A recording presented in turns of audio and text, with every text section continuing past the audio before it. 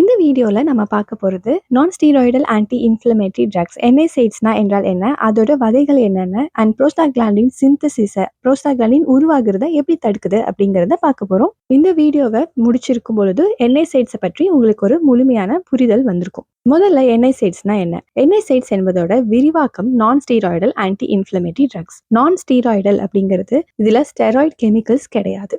Anti inflammatory அப்படிங்கிறது inflammation அப்படிங்கும்போது வீக்கம், இந்த வீக்கத்தை குறைக்கக்கூடிய மருந்துகள். இதோட முக்கிய செயல்பாடுகள் என்னன்னு பார்த்தீங்கன்னா அனால்ஜெசிக், வலியை குறைக்கும், ஆன்டிபைரிட்டிக், காய்ச்சலை குறைக்குது, ஆன்டி இன்ஃப்ளமேட்டரி, வீக்கத்தை குறைக்குது and anti platelet effect. Aspirin மாதிரி சில மருந்துகள் ரத்த உறைவை தடுக்குது. சில பொதுவான உதாரணங்கள் பார்த்தீங்கன்னா ஆஸ்பிரின், ஐபுப்ரோஃபன், டைக்ளோஃபெனாக், நப்ராக்சன், இண்டோமேட்டசின், செலிகாக்சிப் இது மாதிரி. அடுத்து கிளாசிஃபிகேஷன் பார்க்கலாம். அதாவது இந்த மருந்துகளை எப்படி வகைப்படுத்துறாங்க அப்படிங்கிறது. முதல்ல கெமிக்கல் உருவத்தோட அடிப்படையில எப்படி பிரிக்கிறாங்க. முதல்ல சாலிசிலேட்ஸ், இதுக்கான எடுத்துக்காட்டு ஆஸ்பிரின். ரெண்டாவது ப்ரோபியோனிக் ஆசிட் டெரிவேட்டிவ்ஸ், எடுத்துக்காட்டு ibuprofen, naproxen. Acetic acid derivatives, diclofenac, indomethacin. நாலாவது ஆக்சிகேம், ஸ்பிராக்சிகம், மெலாக்சிகம். ஐந்தாவது ஃபெனமேட்ஸ், மெஃபெனமிக் ஆசிட். செலக்டிவ் காக்ஸ்2 இன்ஹிபிட்டார்ஸ்ல எடுத்துக்காட்டு செலிகாக்சிப், எட்டோரிகாக்சிப். அடுத்தது காக்ஸ் செலக்டிவிட்டி அடிப்படையில் எப்படி பிரிச்சிருக்காங்க அப்படிங்கிறது. Non selective COX inhibitors aspirin,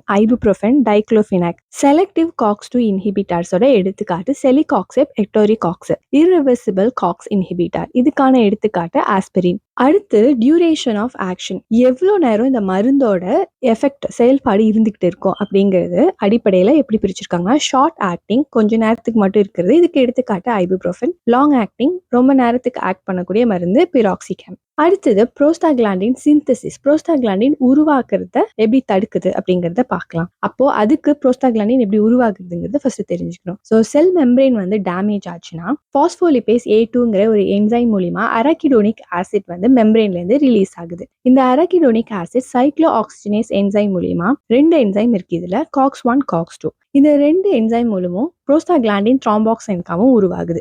NSAIDs இங்க எப்படி வேலை செய்யுது அப்படின்னா, NSAIDs என்ன பண்ணுனா காக்ஸ் என்சைம்ஸை தடுக்கும். இதனால ப்ரோஸ்டாக்லாண்டின் உருவாகிறது குறையுது. ப்ரோஸ்டாக்லாண்டின்ஸ் குறையும் போது வலி, காய்ச்சல், வீக்கம் குறையும். COX1 versus COX2. COX1ங்கிறது நம்மளோட வயிற்றுல இருக்கக்கூடிய வாலோட பாதுகாப்புக்காக இருக்குது. அப்புறம் பிளேட்லெட் ஃபங்க்ஷனும் இருக்கு. அண்ட் COX2 இன்ஃப்ளமேஷன், வீக்கம் இருக்கும் பொழுது அதிகமாக உருவாகும். நான் செலக்டிவ் NSAIDs இந்த COX1யும் சரி COX2யும் சரி ரெண்டுத்தையுமே தடுக்குது. இதனால இன்ஃப்ளமேஷன் குறையும், ஆனா கேஸ்ட்ரிக் இரிட்டேஷன் வரும். ரெண்டாவது செலக்டிவ் COX2 இன்ஹிபிட்டார்ஸ், வயிற்றுக்கு சேஃப், ஆனா ஹார்ட் அட்டாக் இல்லைன்னா ஸ்ட்ரோக் அபாயம் அதிகரிக்கலாம். அடுத்து சைடு எஃபெக்ட்ஸ், பக்க விளைவுகள். இந்த NSAIDs அதிகமா எடுத்துக்கிறதுனால கேஸ்ட்ரிக் இரிட்டேஷன், அல்சர், நம்ம வயிற்று புண்ணு வர்றதுக்கான வாய்ப்பு இருக்கு. இரண்டாவது kidney damage, NSAIDs long term ரொம்ப நாளா யூஸ் பண்றதுனால கிட்னி டேமேஜ் ஆக சான்ஸ் இருக்கு. மூன்றாவது ப்ளீடிங் ரிஸ்க் ஆஸ்பிரினால.